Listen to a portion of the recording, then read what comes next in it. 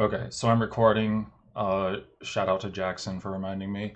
So yeah, let's just get started here. Okay, actually, the first thing I want to say though is as I was looking at this, he says, what does he say here?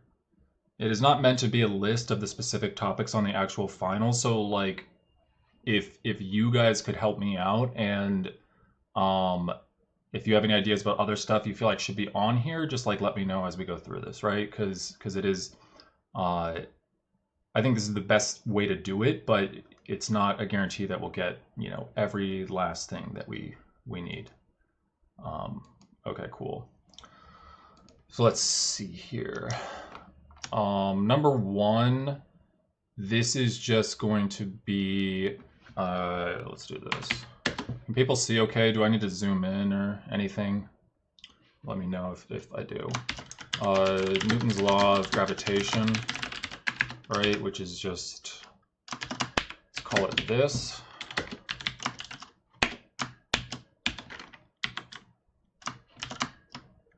Let's do this. So the magnitude of the gravitational force is going to be given by this expression, right? And we can just put some stuff down like this is an attractive force, right? So it will never, push two objects apart. And what we can even do, I think, like what might be useful is to think about the gravitational force on a person, say, standing on the surface of the Earth, right? So let's just look at what this is, and write Newton's second law. So on the surface of the Earth, right, if somebody's like basically at sea level, the force would be mg, right, which would just be this. And what I'll do is I'll use a big R here for the radius of the Earth. You can call it whatever you want, like R sub E or something like that. And what we see is basically that G, little g, right, the 9.81 meters per second squared is a constant that can essentially be defined like this, right, where big G is the gravitational constant, big M would be the mass of the Earth, and big R would be the radius of the Earth, right? I don't know what those numbers are, but if you want to put them on your equation sheet, you can, but this is like a useful thing. Let me just say, at sea level on Earth. And I think this is all we really need here for this one. Okay, so number two. Is the zoom still, is it good, or do I need to zoom in even more? I'll start talking about this though. So for this one, let's see here. For a block oscillating on a horizontal surface with no damping, right? The total energy is always equal to, and we could just do this. We could write E total equals 1/2 k a squared, right? Where a is the amplitude of the oscillation. And an easy way to convince yourself of this is just to apply conservation of energy and imagine that the block is like at the is at one endpoint or the other, right, of its motion. And like if it instantaneously comes to a stop there, it obviously has no kinetic energy, and so the energy is like the total energy is just gonna be this. And it's going to redistribute itself between elastic potential energy and kinetic energy as the block like cycles back and forth, right? Is this good? I think you had to do this like on a homework problem or something, so hopefully it's good with everybody. Let's see, number 3 here. Okay. While riding on an open freight elevator upwards at 5.1 meters per second, a carpenter drops his hammer off to the side. It hits the ground 2.4 seconds later. How far above the ground was the carpenter when he dropped the hammer? Wow, this looks kind of annoying. But this is kinematics, right? So we can just get the kinematics equations out. Let's see here. It's actually projectile motion, right? So let's just get all these down. X as a function of t equals x naught. And if anybody sees any mistakes as I go through and type this up, it would also be nice to be informed of that. I trust that you'll do that. And what I'm going to do is I'm going to put this term over here like in a different color. I'm going to make it gray, because if we have actually projectile motion, then we wouldn't have this term here. Let me make it lighter because it's not clear. I think that it's supposed to be a different color. Like, what about like this? That's better, I think.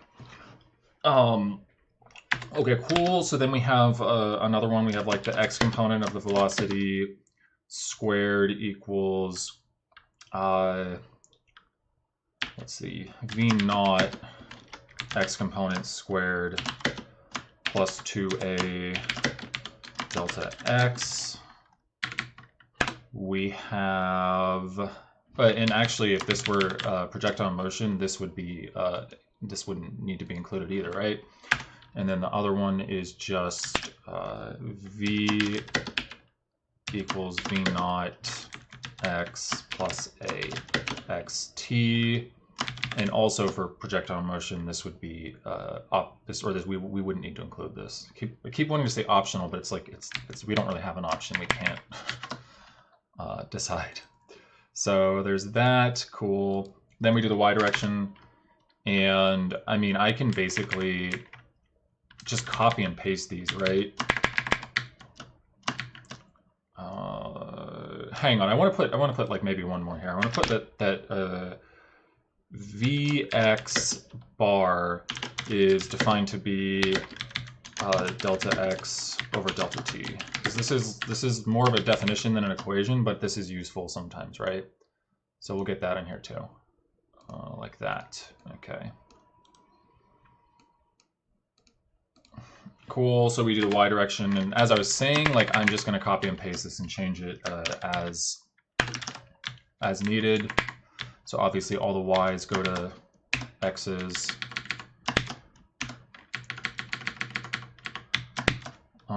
Over here, I'm just gonna write -1/2 gt squared. So it's like these are good for just general kinematics and projectile motion, right? If you just chop off like these parts that I've grayed out, but for the y equations, I'm just gonna write the projectile motion form. I assume everybody's okay with this. If not, just let me know and we can talk about it.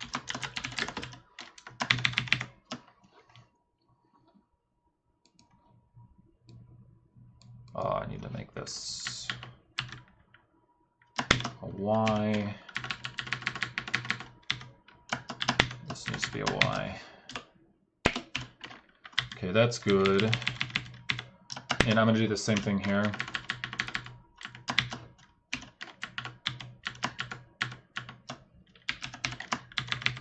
Like this. And we don't, I mean, I don't know that this is even useful for the y direction, so we'll just get rid of that.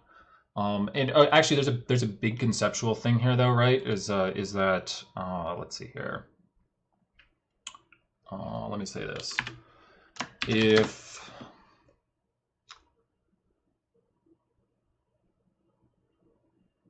the carpenter drops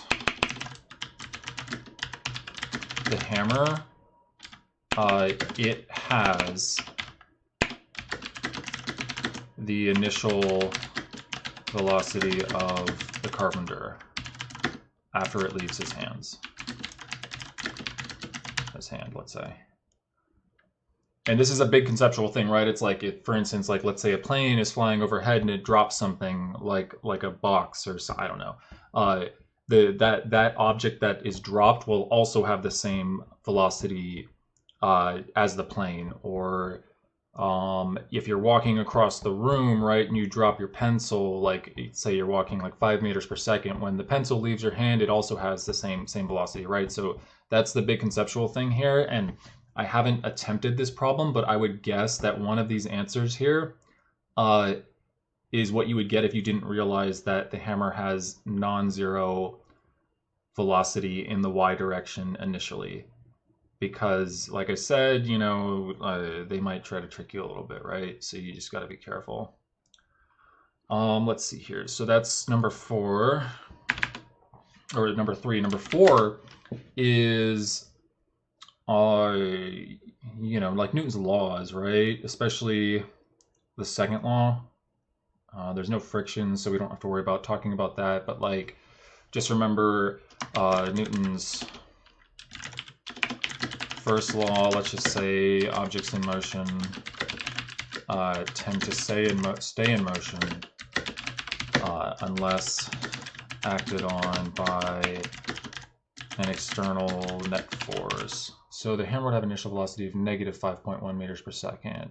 Well, if you took your upward direction to be the negative y direction, then yeah, but actually, I mean, what I would do is I would take it to be the opposite, right? I would take positive y to point up, so it would have an initial velocity of 5.1 meters per second in the y direction, right? And like I said, this is you know, something that is maybe not stressed so much and could mess a lot of people up. Okay, so Newton's first law, objects in motion tend to stay in motion unless acted on by an external net force. Yeah, no problem. Second law, right? This is like the one that we know and love. It's just that the net force in, and I'm just gonna put like an n here, I guess, just to indicate that the direction is arbitrary. It could be x, it could be y, it could be z, right? It doesn't matter. We can do this for any direction really that we choose. It's just the mass of the object times its acceleration in that direction. And let me make these vectors because that's appropriate, I think. Nope.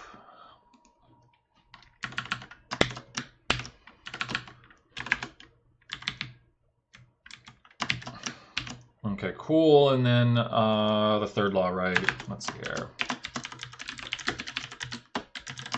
We could just write this as an equation. Also, we could say something like for two objects in contact, let's say 2 objects A and B.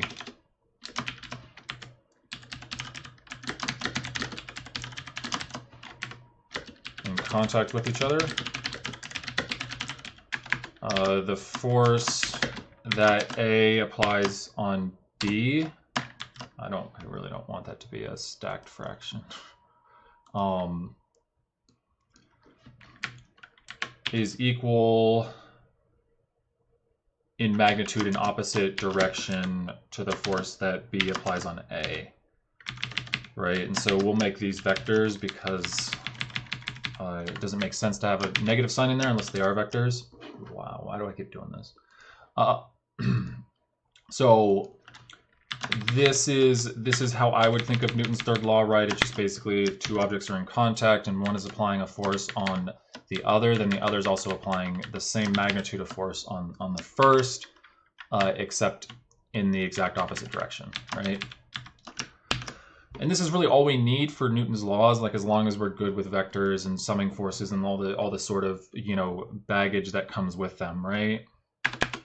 And I don't, you know, I can't really, like, I think, impart all that to you on an equation sheet, so hopefully you're just doing practice and you feel good about it. Or at least you start to feel good about it by the time we get to the final. Okay. This is kind of heavy, number 5 here, right? Number 5 is sort of what we were talking about with angular momentum and there being 2 kinds. So like what I'll do is just say we can say there are two kinds of angular momentum.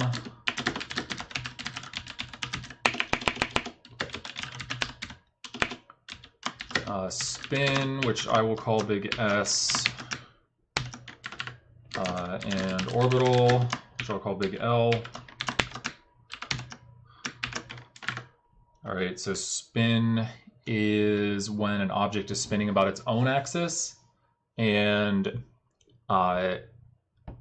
orbital is when it's let's say moving past a point, right, with some velocity.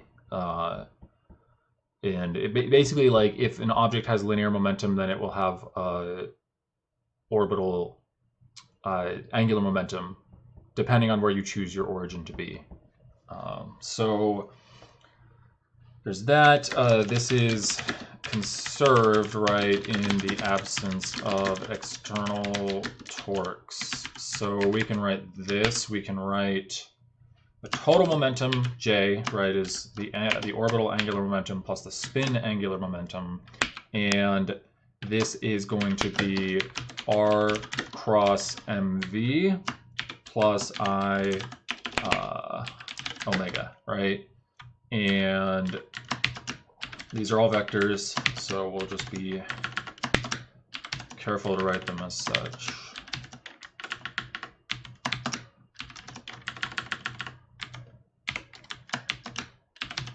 Like this. And so, you know, like this, what we would say is we say that just like the initial angular momentum of a system equals the final angular momentum of it, as long as there are no external torques acting on it. So I think that's all we need here. Though actually what we need is the moment of inertia of let's say a collection of point masses, right?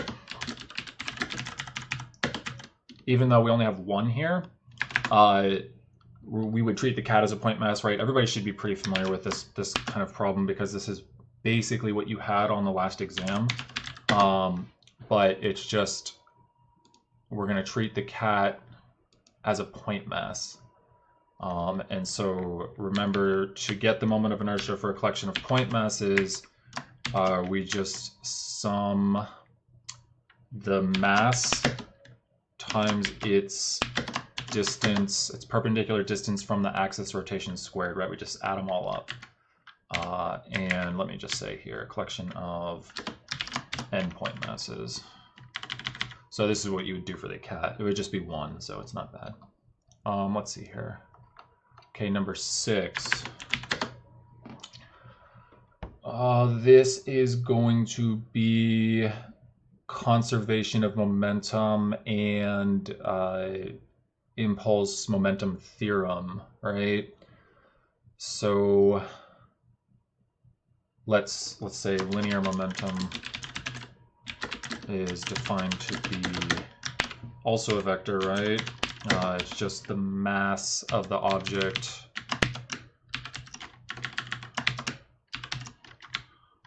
let me write it like this. The linear momentum of an object is defined to be this, right? This is conserved in the absence of external forces, right?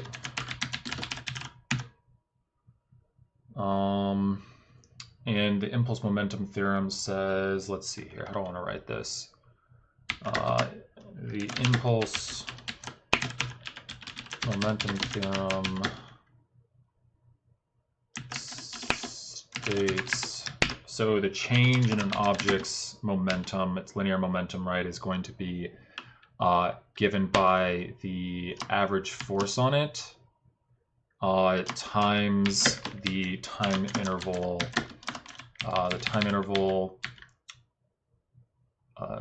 over which the force is applied, right? And this is a vector, and actually impulse is a vector too, right? Because it's a time times a force. And so the last thing I'll do is I'll just put a bar over this, because I want to make sure we are clear that this is the average force, right? It gets a little trickier when you don't have the average force, but like I don't think you'll have to worry about that. So that's I think all we need here for number 6, so that's cool. A car is right on the verge of sliding as it speeds around a level circular track. The radius of the circular track is 21 meters. Coefficient, blah, blah, blah, okay. So just to talk about strategically here a little bit, in this one, number 7, right, he gives you both coefficients of friction. And so, you know, I think that we all realize that we won't end up using both, right? But the tricky thing is like choosing which one, because you probably feel like it should be kinetic since something's, you know, moving here, but it actually would be the static one. So this is like one of the things that he tried to do here to trick people. So let's say, yeah, they probably just tell you the average force is whatever it is. Or it's constant, right? Because if it's constant, then it's the same idea, and you're fine. So let's see here. Cars on the verge. Okay, so we need let's see. Newton's second law for circular motion is this, right? The net force in the centripetal direction equals m times the centripetal acceleration, which is m times v squared over r, right? So there's that. And maybe we could just talk about friction right now because it's in this part. Let's see, what do I say?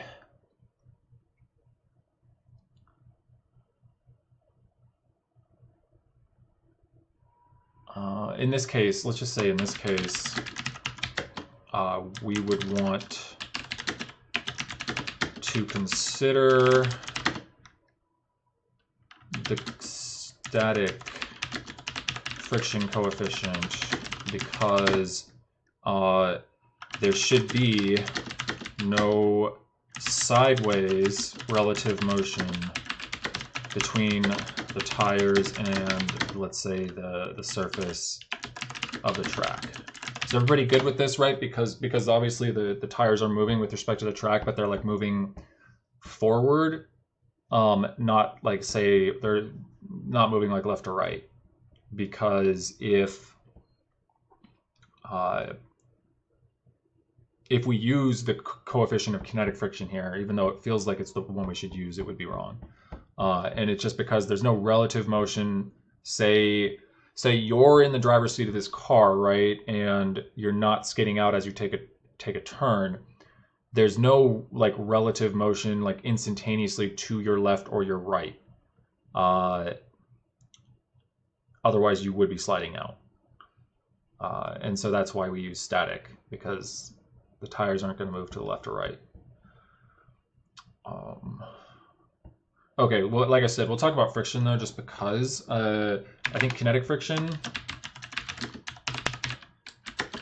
is for when there's relative motion between the two surfaces. And this is not bad, right? It's just inequality. It's just the coefficient times the normal force. Static friction is, let me finish this and I'll answer your question about the centripetal force, because that's a good question actually. So static friction is for when there's no relative motion, right, between the two surfaces. Let's see, so remember it's an inequality.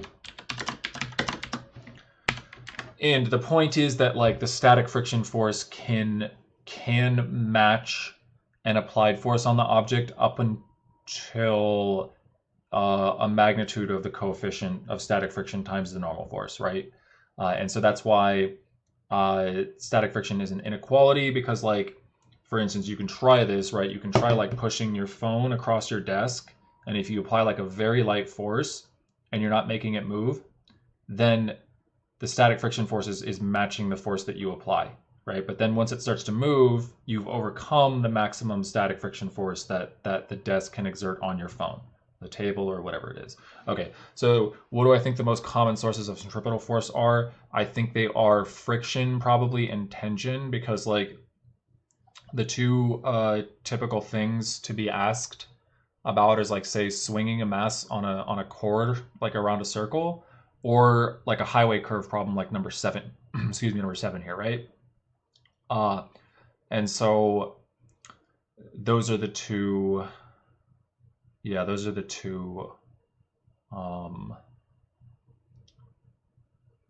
paradigms, I guess, is what I would say. Does anybody else have anything like examples from the homework or whatever that I'm not remembering? And I think it is mostly just tension in a rope and static friction, or yeah, static friction. Yeah. Okay. If anybody has anything else, just obviously feel free to put it in chat. Let's see what we got here. A moving van is loaded with furniture until its center of gravity is located a quarter of a meter in front of its rear axle. Okay, so this is going to be a torque problem, right? I don't think we need it here, actually. Maybe I'm wrong, but like we can also just define the center of mass. Let's just do that first in case we need it. So the center of mass. Actually, no, we wouldn't need it here because this is for a collection of point masses, but we'll put it down anyway. You know what? Maybe not. We'll save it. This is just torque. So let's say Newton's second law for the rotational case is just this. And I'll say about the z-axis because that's what I think we've been doing mostly, and it just equals I alpha. We can say z if we want. Already talked about the moment of inertia, right? You should also probably have like the most common moments of inertia, like the most common formulas for the moments of inertia on your equation sheet. So that would be like both the ones for a rod, right? Like about its endpoint and about its center of mass. A sphere, you know what? Let me just actually just like find a table and put it in this document. That would probably be simplest. Give me 1 second here.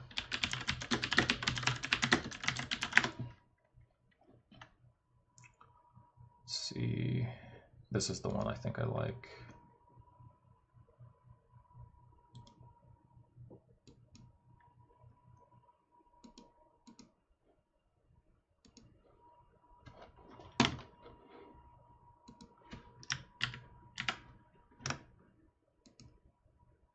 So we could just slap that in there. This got messed up though. Oh, hello.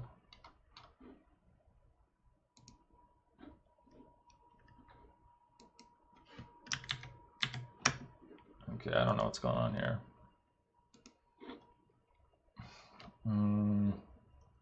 Let me just try to delete this and rewrite it.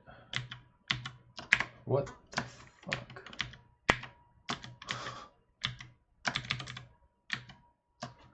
Okay. Okay, you know, let's just do it over again. This, right, we need that table. I think that this is good. Like, you shouldn't need any, I mean, you won't even need, for instance, like this one in the bottom left corner, right? But like, these are the important ones for sure. And then let me just say, let me rewrite this thing. It's just the torque equation, right? And let's also put like what torque is. Okay, so most generally, right, torque is a vector. It's defined to be the cross product of a position vector and a force vector. So let's get that on here. And then we can just put down that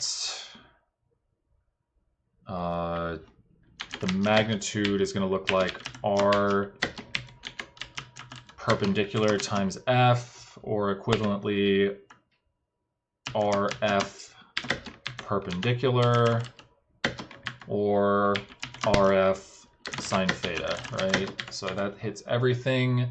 And then what I want to do also is just remind you that a torque that tends to make an object rotate clockwise is considered negative, and a torque that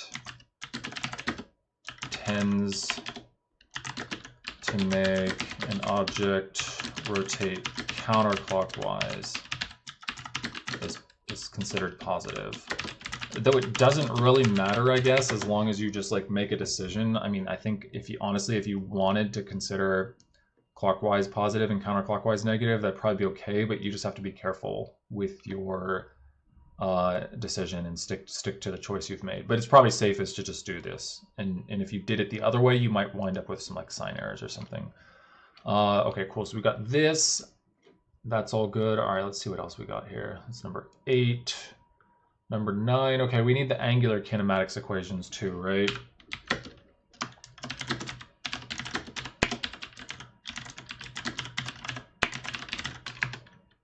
And thankfully, these look very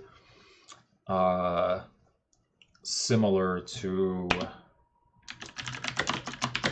kinematics ones. If you're feeling bold, maybe you don't even write them down. You just remember like what changes to what. But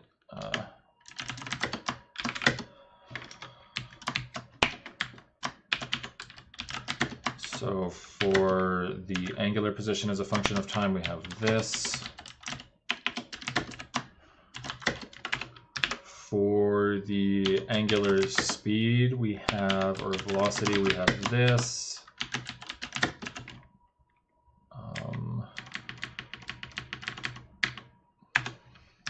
And then the other equation is this, right? It's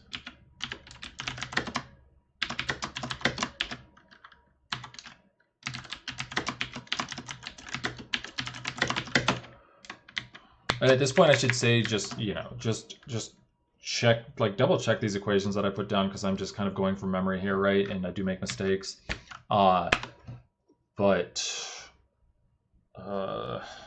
I think this is I'm not going to intentionally lie to you, of course. RWOS.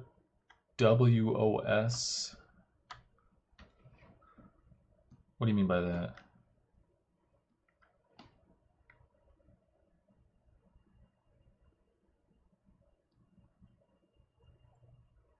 Oh yeah, rolling without slipping. Gotcha. Yeah.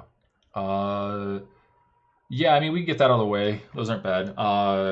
Good call. So let's just say like the no slip conditions. Are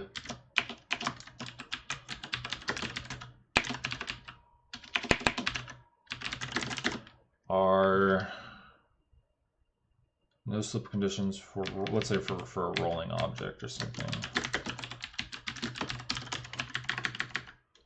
We're going to say that the tangential, I'll put a little t here to indicate tangential velocity, is given by r omega, and the tangential, say the tangential acceleration is given by r alpha. Yeah, these are good to have. Actually very important. Cool. Okay, number 10. So, okay, so I don't know, did anybody look at this one and be like, what the fuck am I supposed to do here? Because I don't like these, honestly. But they're actually, this one isn't so terrible because you're just asked about the speed, right? And so what you could do is you could just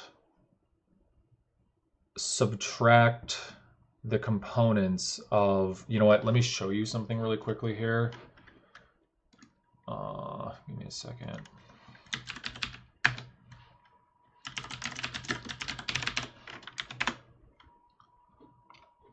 So there's like this equation maybe that some, like that you were given some variant of, perhaps in lecture or in the textbook or something like this, right? But I think what's better is if you can just sort of intuitively understand relative velocity.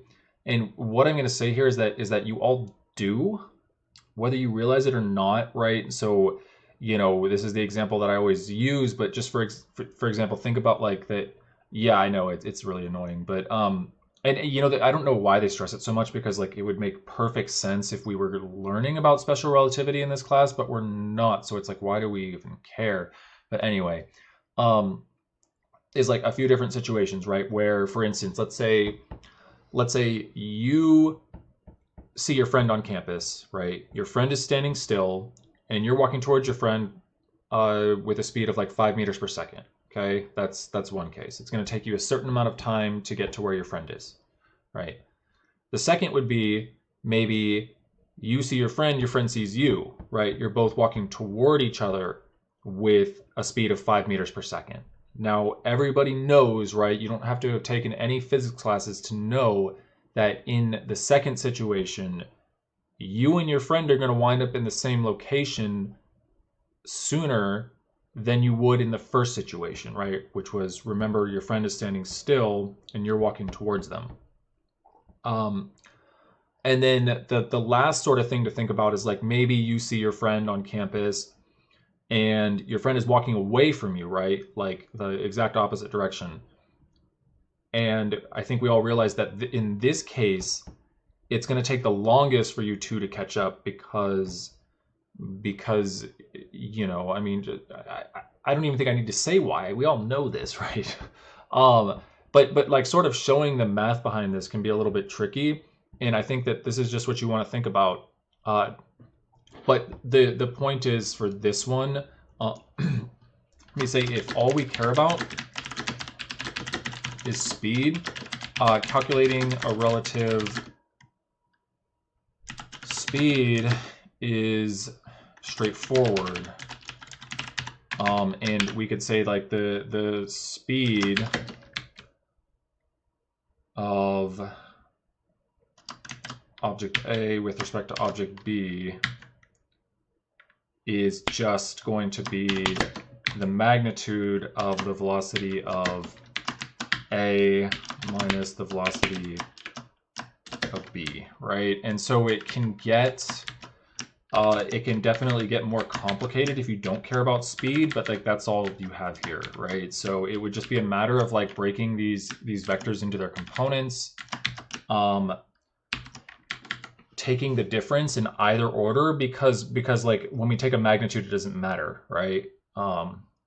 In as much as like the absolute value of 1 minus 2 equals the absolute value of 2 minus 1, this will work. So for speed, it's not so bad. You just have to be careful to break the vectors into their components and subtract them without making any mistakes, right? But that's all this is.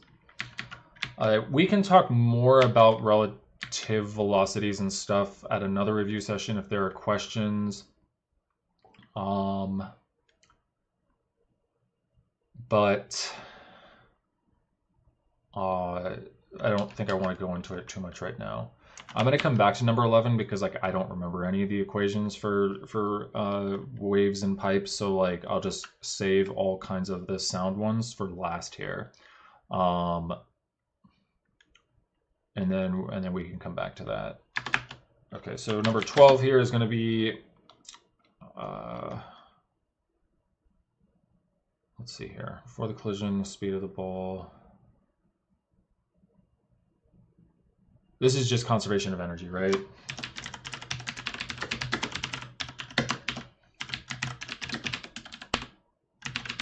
And so in this case, what we would do is we would just say the total kinetic energy initially equals the total kinetic energy finally, right? And more generally, in the absence of external, or let's say in the absence of non-conservative forces doing work, we can just write like the total mechanical energy initially is equal to the total final mechanical energy, right? And this is just going to be like K naught plus U naught, right? Where, worst case scenario for the potential energy, we could have like maybe both gravitational potential energy and elastic potential energy. And then it's going to equal the final kinetic energy plus the potential energy, right? And I'll just put like a little note over here. U goes like U sub G plus U sub S, which would be like mgy plus 1/2 k y squared or x or whatever you have, right? Whatever the setup of the situation indicates you should probably use. There's that. And that's all I think really need here. Okay, cool. Now let's see what we got. Number 13. See what sort of shenanigans. Kiloton of energy is that number of joules. How much mass would an object need to have to acquire kinetic energy equal to 1 kiloton of TNT? Okay, so here it's actually kind of nice because like you're given the mass of the Earth and the radius of the Earth, right? Which like would be a dead giveaway that you don't want to use mgy for the gravitational potential energy. You want to use the other expression that we came up with. And so let's say here we need the more precise formulation, or let's say expression for gravitational potential energy, which is this.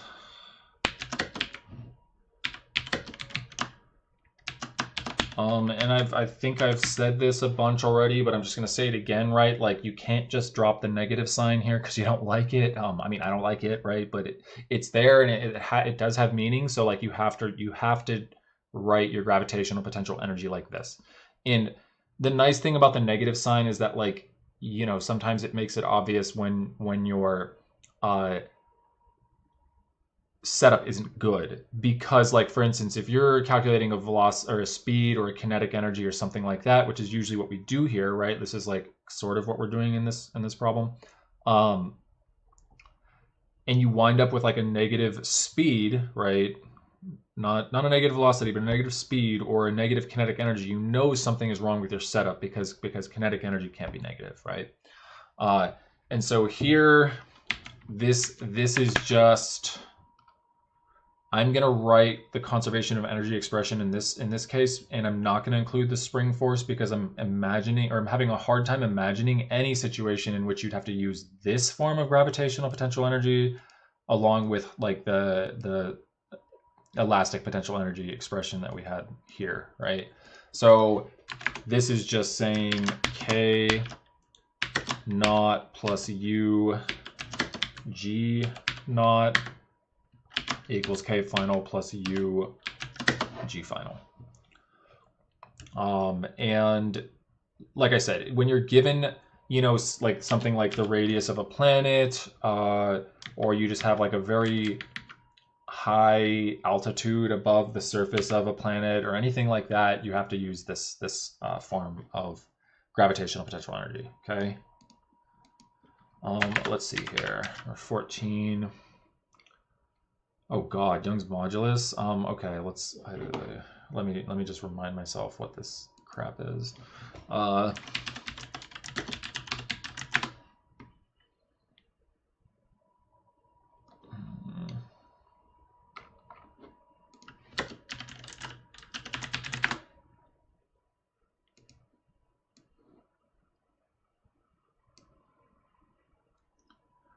Yeah. That's good. That's a great question about this the gravitational potential energy.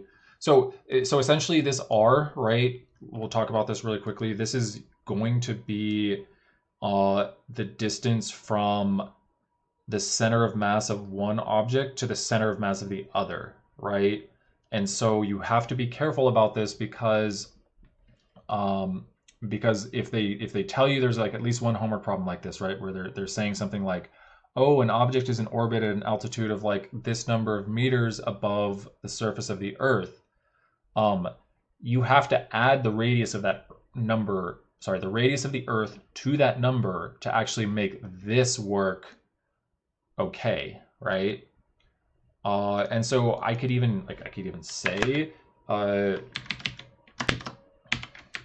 for an object at a height h above the surface of a planet with radius r, then what we would have is we would have something like this. G equals negative G big M little m over big R plus H, right? So yeah, it is a great question, and it's just because when we use this, we are talking about the distance from the center of mass of one object to the center of mass of the other. Cool. It's a good thing to talk about. Okay, so then let's look at this bulk, this modulus nonsense. So I'm gonna call it Y because I don't like that they call it E. I don't know why they would do that. Let's say Young's modulus, because like we don't use Y for anything, right? Like why do we not call it that? So it is defined to be the stress over the strain, right? Let me say the ratio of stress to strain. And so we could write this, it's a force over an area, and then this delta L over L thing is just like the fractional change in length of the object, right? It's just like the corresponding extension or compression, let's say. Well, I guess if it's stress, then it would have to be extension, but I feel like this would also work if you would just apply some pressure, right? Because pressure is just a force over an area. So I'm going to stick with what I said. So it's the extension or compression, right? Above and beyond like the original length. So maybe a more clear way to write this is like this.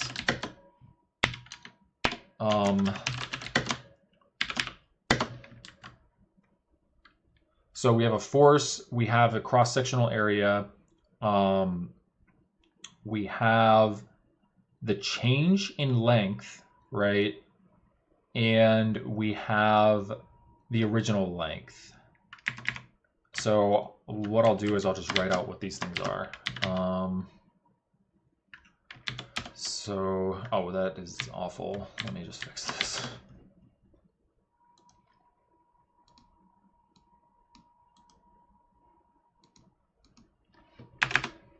Okay, so let's just write out what this is. So F is the applied force. A is the cross-sectional area of the object. L naught is its, let's say, equilibrium length.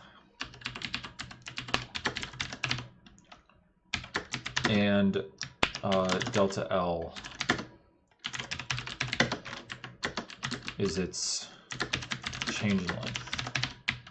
And notice that this should have units of, newtons per meter squared, right? Because down here, this is like a ratio of a length to a length, and that is going to be dimensionless. So let's see if this is all we needed to do here.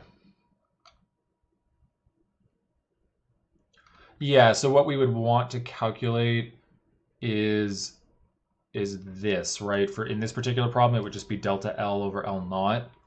And the strain is, let me actually even do this. This is just going to be F over A, and strain will be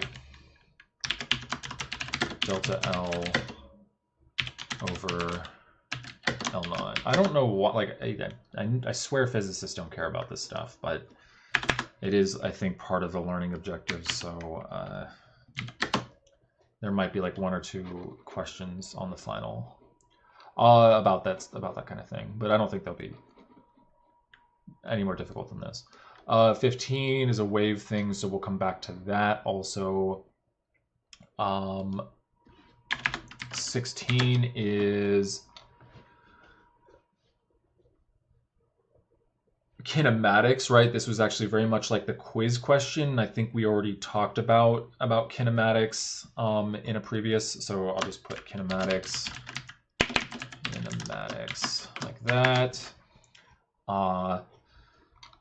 Let's see here. 17 is also sound. It's going to be Doppler effect. And so what I'll do is I'll save that for the end. 18 here. Sprinter runs at constant speed of 8.1 meters per second. The drag force on the runner is 29.5 newtons. What is the rate at which the runner is doing work to maintain her constant speed? So the rate at which work done is power, right?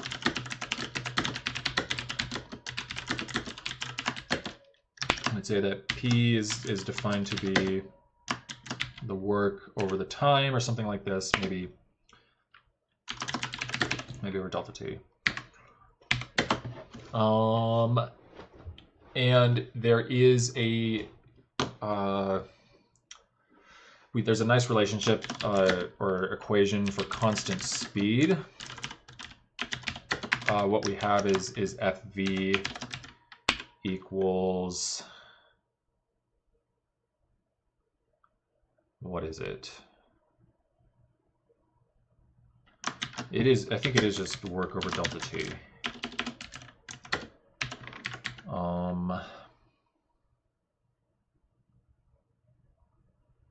Yeah, because like, look at this, right? We could rewrite this just so maybe this will help people remember it, but we could write that a velocity, right, or an average velocity is just a displacement over a time. And what we could do is we could just write this a little more suggestively. We could write that this is F delta X over a time interval, right? Now, F delta X is just the work done in the X direction, right? On this object, whatever it is that we're thinking about. So we see that this sort of checks out, right? So this is a good thing because it's kind of like a random formula that people might not remember or like honestly even think to put on their equation sheets. So and it doesn't take much space. So that's cool, I guess. Okay, let's see, number 19 here. A small pine tree has a mass of 19 kilograms. Its center of mass is located 0.87 meters from the ground. This is just Newton's second law, for rotation, or the law of torque, whatever you want to call it. And so I'll just put like a little conceptual thing here. Is that for an extended object, we can model its motion with the gravitational force acting at the location of its center of mass, right? And this was like the quiz problem where we had the hinge and the beam, right, and the cable, and we had to remember to include the mass of the beam, and we had to like also note that it was going to be up at like half the length of the beam, right? Because it was like a uniform beam. Here, you don't know if the tree is uniform or not. It probably isn't, but you know where its center of mass is, so it's like the same thing, right? And so this is just going to be torque. But we want to remember not to forget about the gravitational force and what I said about it. And also, like here, a big thing would be, maybe a lot of people, well, if you're not reading carefully, maybe you would even like try to treat it as a rod or something like that, right? Because so something I noticed on the exam as I was grading it is like in one problem you were given the angular momentum problem, right? You were given the moment of inertia, but people like still wanted to calculate it. And I know that that's tempting, but like, you know, don't do that, okay? Because you just made your answer incorrect and did more work. So just read carefully, I guess. Let's see here. So two skydivers with identical masses and drag coefficients but different cross-sectional areas are falling at their terminal velocities. Which statement below is true? Well, I believe that we don't care about their cross-sectional areas because they have the same mass. But let's just put like what the expression for the drag force is anyway, in case we need it. Drag force equation. I don't remember what this is either. Okay, so the drag force is given by, let's say, I'll call it little f because it's like a dissipative force, kind of like friction, right? It's going to be 1/2 rho c a v squared, right? Does this look sort of like what you were given in the textbook or whatever? Somebody let me know if so or if not. And I'm just going to say a few words about this here. This can be tricky because it depends on v, which in general is not constant, right? So in general, the drag force is not constant. It's going to vary as your object moves. But the other thing is in this particular case, like the terminal velocity is constant, right? Because that's the idea. Is like you don't speed up anymore. But can somebody confirm that this is what you were given? It was like the quadratic drag.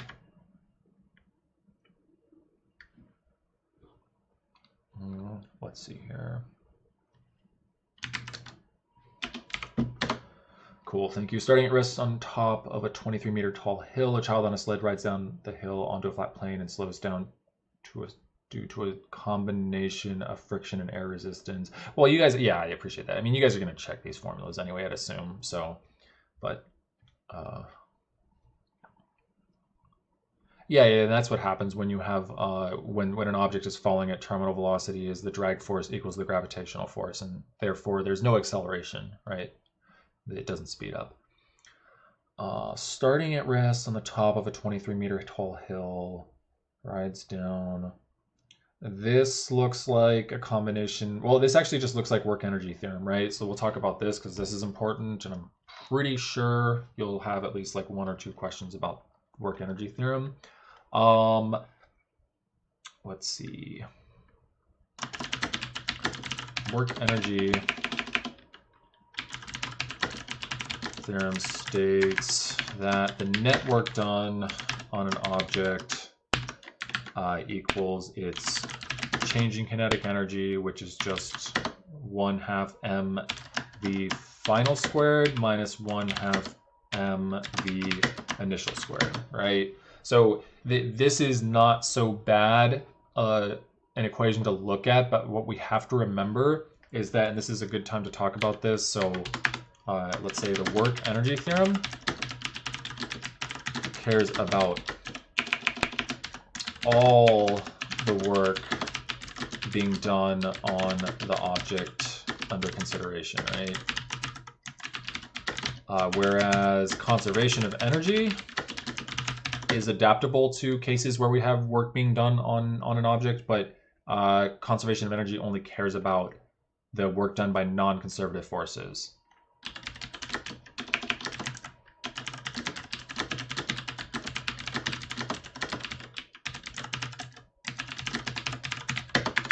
Okay, so this is a big conceptual thing that some people struggled with on the second exam, right?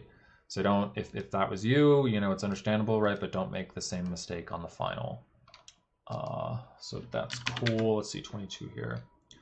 Simple pendulum is pulled to the left and then released. The release point is shaded in gray in the figure.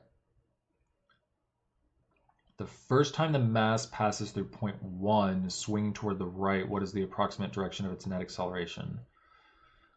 So here what you want to do is, let's say, for an object traveling in a circle, its net acceleration vector is, and we'll just call it A, it's going to be the tangential plus the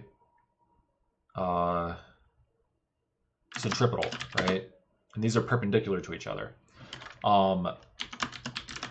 By definition, right? They have to be, because tangential means it points at a right angle to some radial line that we can draw, or a centripetal line, whatever. And centripetal means it points in the direction of the center of the circle through which it's moving. And so we would write this as a vector because acceleration is a vector.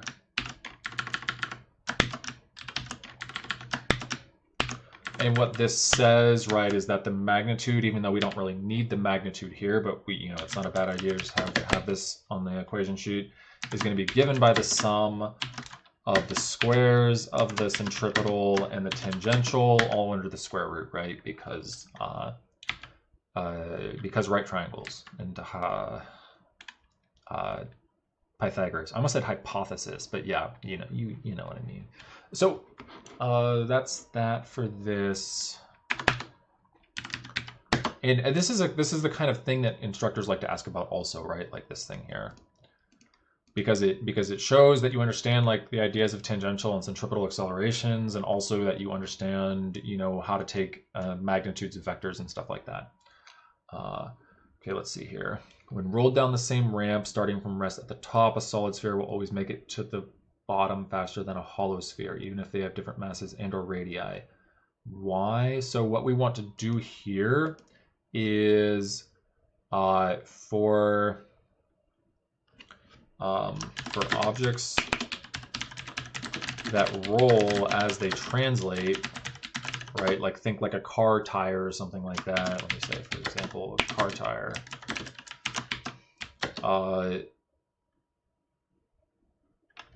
They will have both rotational and translational kinetic energy.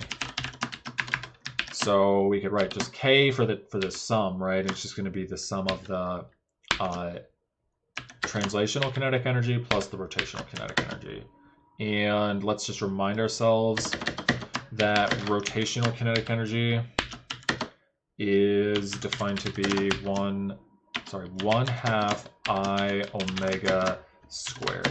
In this situation, or problems like this, is where the no slip condition can be useful, right? Because we're not really equipped to deal with rolling that involves slipping. So pretty much anything that we have that's rolling is going to be doing so without slipping, right? And so you can go back and forth between like V, which is part of your translational kinetic energy, and omega, which is part of your rotational kinetic energy.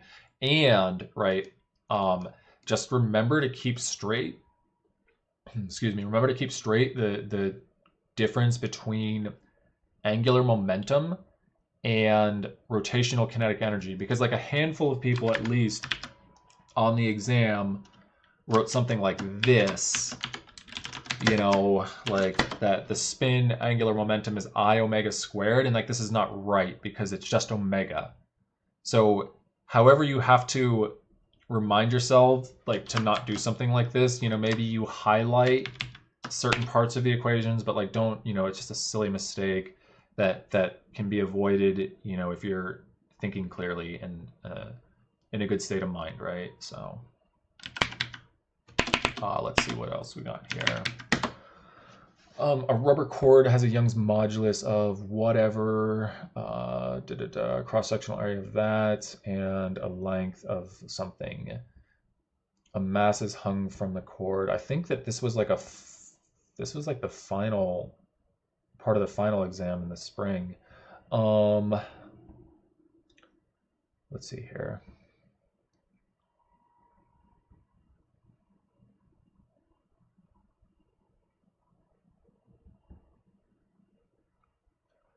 I kind of feel like I can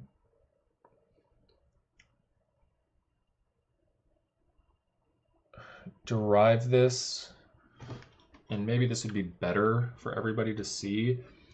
So let's try this and see if I can do it. Remember Young's modulus was defined to be a force over an area divided by delta L over L naught. And it's doing that thing again. That's okay. I don't even think I'll keep this in the document. I just want to try it. So we just do this, right? Just get everything into like one fraction essentially, right? So we could just write that F times L naught over delta L so this is still Young's modulus, right? Nothing's changed. And then what we want to do is we want to write this maybe a little more suggestively as F over delta L times L naught over A. Now this, what does this look like, right? If we remember Hooke's law, which we'll put here anyway since we don't even have it, is like this, right? It says that for, say, a one-dimensional force, an elastic force on a spring, we can write it like this. And so this sort of suggests that the spring constant is proportional to, or dimensionally, right, like a force over a distance. And that's what we have here, right? So I'm tempted to just say that this is okay to do. It's like we can write that there's an effective spring constant just by virtue of the object wanting to return to its equilibrium position when it's like, or equilibrium length when it's stretched out or compressed, right? So I think that with this, you can get the spring constant, right? And then remember for simple harmonic motion, let's just talk about this too, since we actually haven't really talked about it at all. We have like an equation like this, cosine t plus phi, and we'll just put down all the equations. This is negative a omega sine omega t plus phi, and the acceleration is negative a omega squared cosine omega t plus phi, right? I think for the first time in the semester I've actually written all these correctly without any mistakes, but I'm not sure. I think it looks good. We'll check though, just to be safe. Hey, yeah, no, that's I'm gonna record the video and put it on the YouTube channel. So I'll do that like as soon as it's done processing and all that stuff that I gotta do. But yeah, you can just watch it there.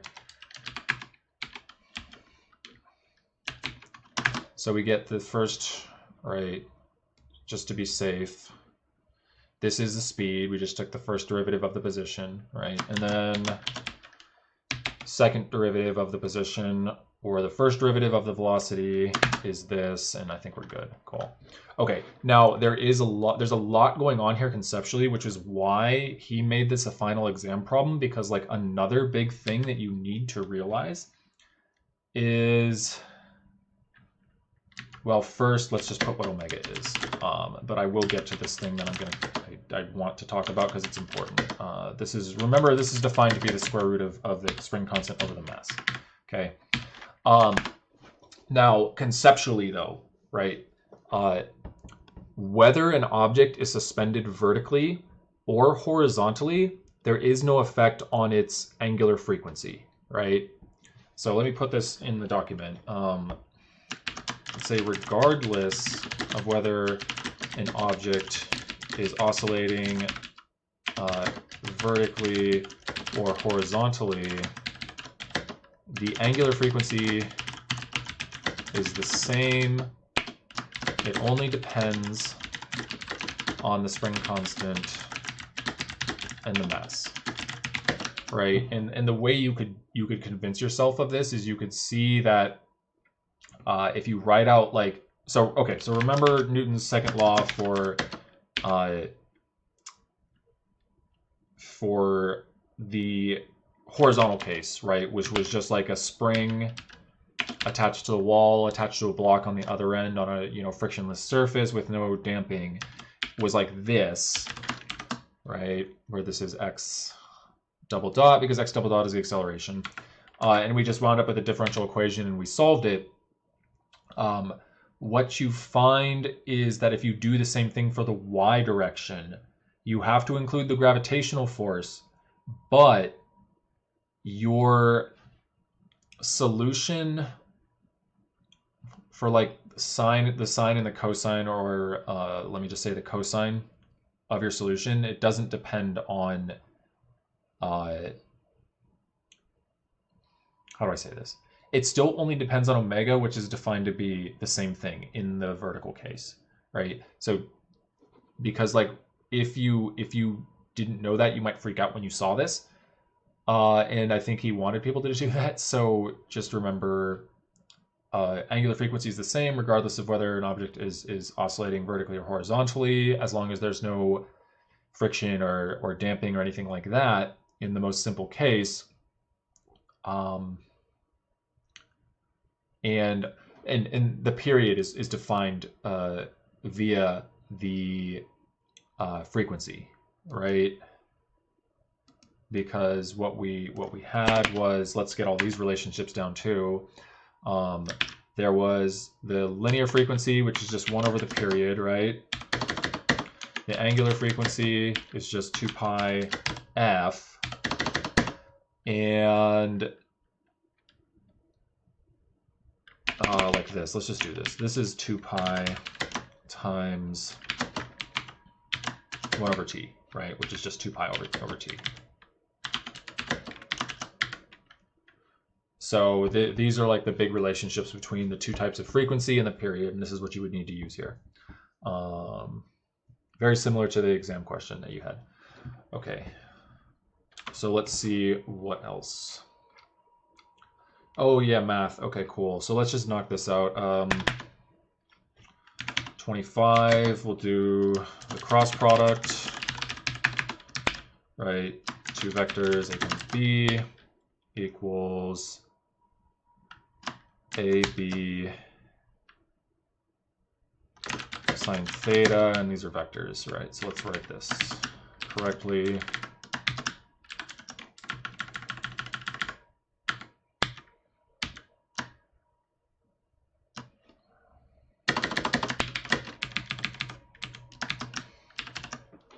And remember, this little n hat thing is just the unit vector that's perpendicular to both A and B, right? And so here we need theta to be between 0 and 180 degrees, right? For this to work. And then we also need the dot product.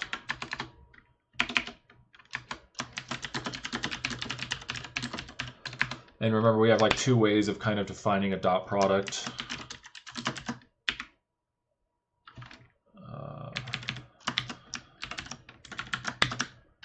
And these are perfectly equivalent, at least in 3 dimensions. AB cosine theta, and this equals AX BX plus AYBY plus AZBZ, right? Now, what you might want to have for something like this is the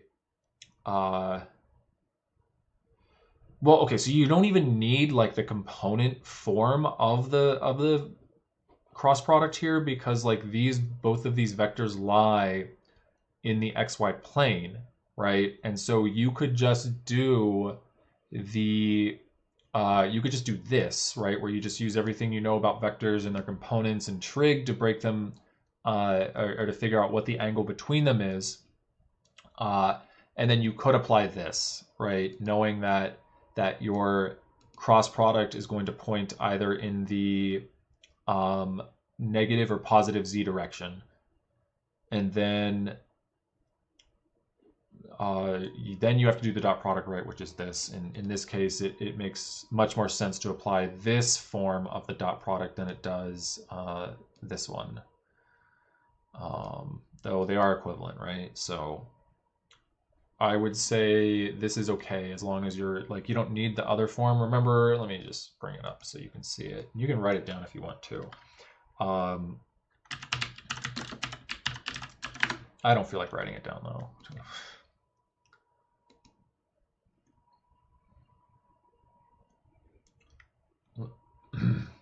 Let me find the version that I like here. This isn't so bad.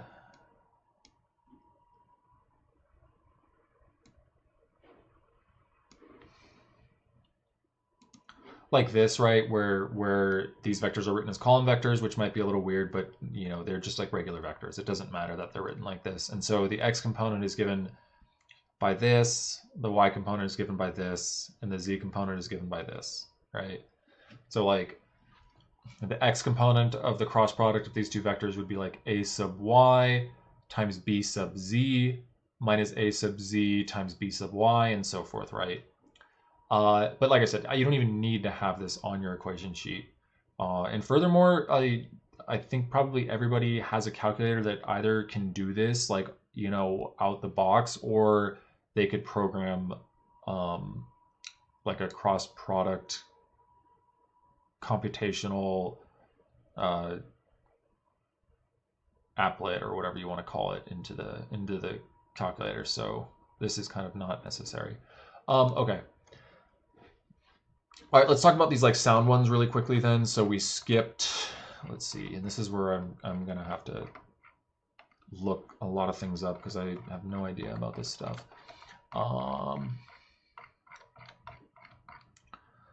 Okay. So a pipe, let's see.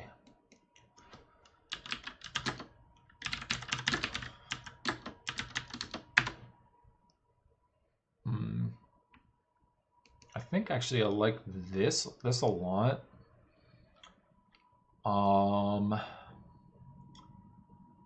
So we can just copy this down essentially. Let me see here, tuning fork. Okay. So for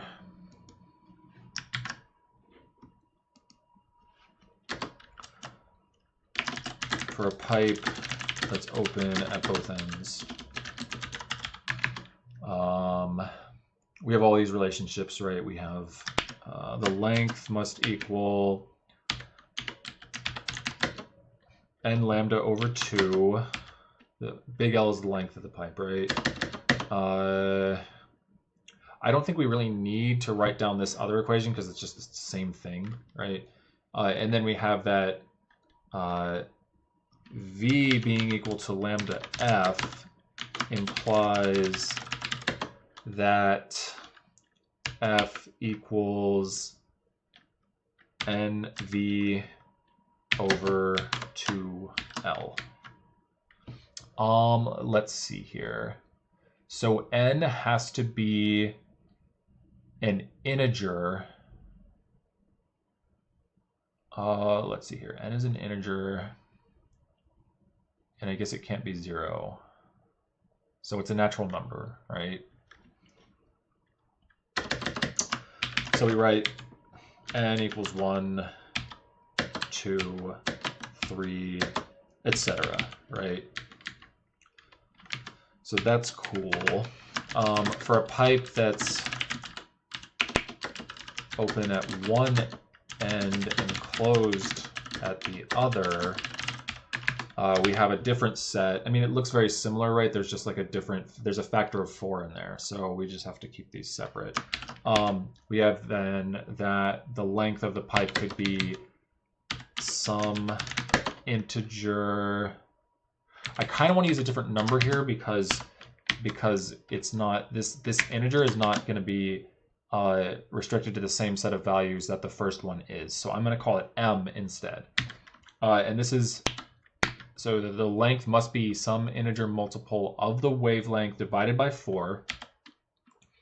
And we have here another equation that's very similar, NV over 4L, or MV, my bad. Now, the reason that I'm using M, you probably see this already, but just in case you don't, is that M has to be odd according to this, right? And so here it would be like M equals 1, 3, 5, etc.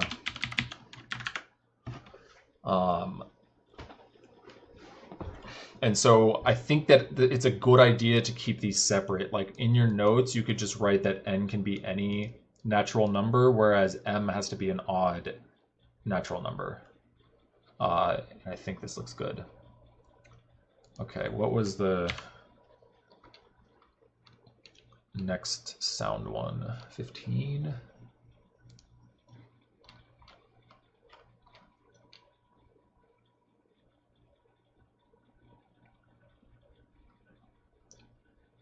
Oh, this isn't so bad. This is just going to be v equals lambda f, right?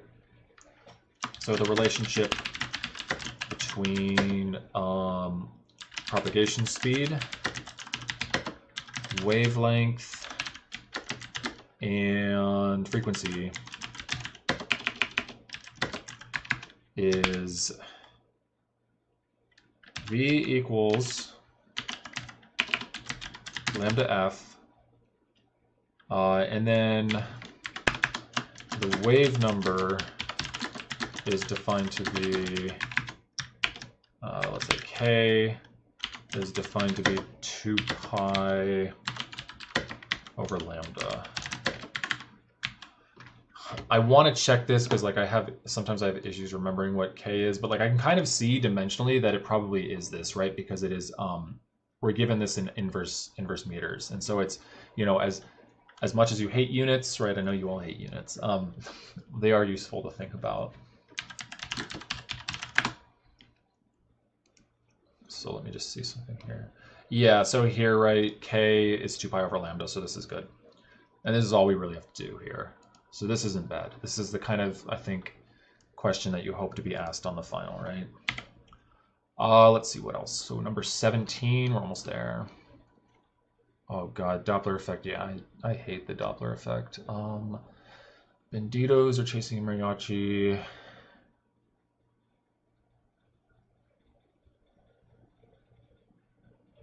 Yeah, I agree 100%.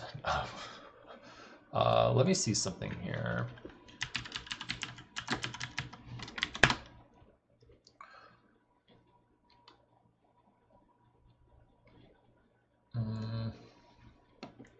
So I think that I put this in the group me, right?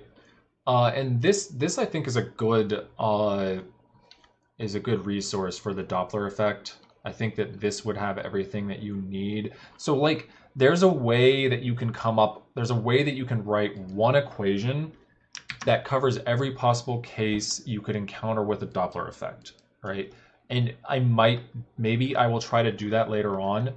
But the idea is that you have to think about like the relative velocities of all the things in the setup, right? Like you have to think about the relative velocity between the source and the sound wave, and you have to think about the relative velocity between the observer and the sound wave. So what I'll do is I will just probably put this in the document, and you can check it out at your leisure. I will be emailing this to everybody, so like you can just check it when you get a chance. But I think this is a pretty good resource. And like maybe later in the week when I'm feeling less brain dead, I can talk about how you would how you could maybe make the Doppler effect a little more intuitive, right? Because I think that I came up with something the other day that was pretty good. I mean, I don't think that I came up with it like the first person to ever thought of this, but I was playing around with it and it seemed to work. So cool. So let's see. I think there's like one more left that we skipped. No, actually, I guess we got it all right. Did I miss anything?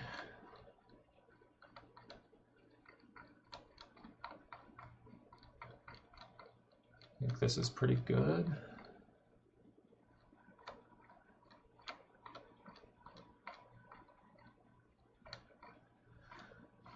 Yeah, cool. Okay, so then what I'll do is I'm just gonna put this in the thread, like with the email that I sent about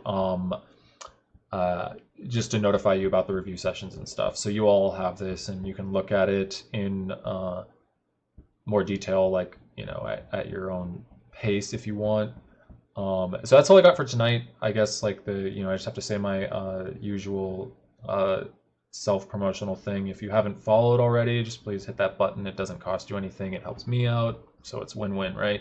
And if you found this helpful, definitely come back Wednesday, Thursday, right? We'll go a little bit harder then, and hopefully everybody will get set up to do well on this exam. Yeah, no problem, dude. Always good to see you. Yeah, reach out if you need anything from me in between now and Friday, of course, too. But yeah, that's all I got. I'll see you guys.